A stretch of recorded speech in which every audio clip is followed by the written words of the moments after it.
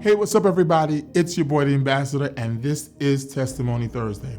So I want to share a story with you, a testimony. Of course, about 8 years ago, my sister was living with me out in Queens, and I was getting up early Friday morning to go minister in Detroit at the Word Network, and the Lord spoke to me and said, tell her, don't go. And so I woke up, being obedient to the voice of the Lord, and I went to my sister. She was in the living room, and I said to her, the Lord said, don't go. Be careful. Don't go. And she heard what I said. I'd gone to Detroit, came back Sunday morning, gone to church Sunday morning. But before I had gone to church Sunday morning, I noticed my sister wasn't home. Didn't bother me. Came home Sunday evening. Now, throughout the day on that Sunday, I'd received anonymous calls or calls from a block number, which I don't answer either. And so Sunday night it came, Monday came, she was not home, and I began to get worried. And so what had happened was, during the course of the afternoon, I received another anonymous phone call, which I was led at that time to answer it.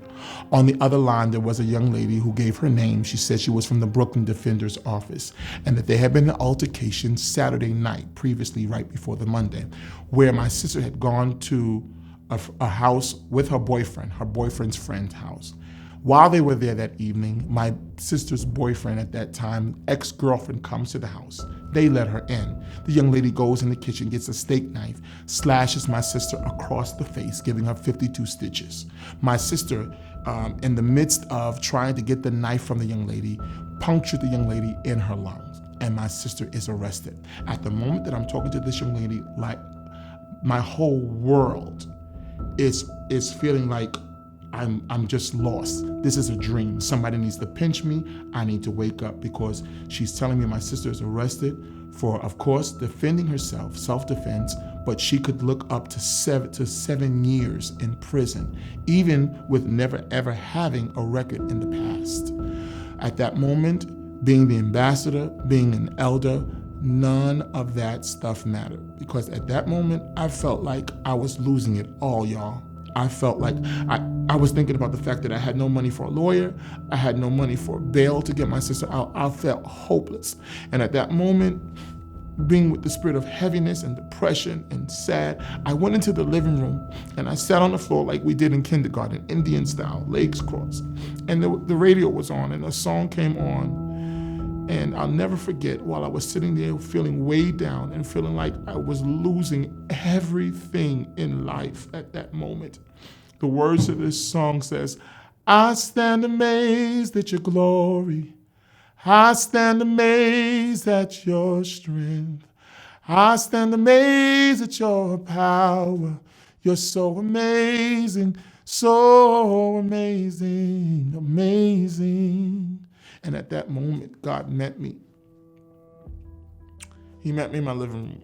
And I just began to just cry out to God and ask him for help. Friday came. That was the court date that the woman had told me over the phone. Myself, my cousin, and my god sister, we had gone to the court. Before we went into the court case at 11 a.m., the lawyer comes out, and she says, I'm the person that you've been speaking to. I said, it's nice to meet you. She said, but I just want to ask you one question. Who do you know? And I was like, huh? She said, you must know somebody. I said, what are you talking about? She said, you guys are lucky. I said, no. We're not lucky. We're blessed. She said, well, the young lady who your sister got into an altercation with has begged and pleaded for us to drop the charges. Drop the charges because she had been in a previous situation where she had been warned by the judge that if her name came up in any court in the state of New York, be it good, bad, or indifferent, she would have to do the original time from the previous case. So that means that my sister's case at that point, because of the young lady, had to be dropped. What have I come to tell you today? And we know all things work together for the good. You meant it for evil. The enemy will come to bring distractions. The enemy will come to bring vicissitudes of life that will have you feeling like you are hopeless. I don't care if it's in your marriage. I don't care if it's with your children, on your job, with your finances. There are situations that will try to come to get you off focus, to get you to throw in the towel, but you got to know that you are somebody else's testimony. See, what you went through, you survived the worst of the storm. And if God brought you to it, He can bring you through it. I'm the ambassador, and this is my testimony.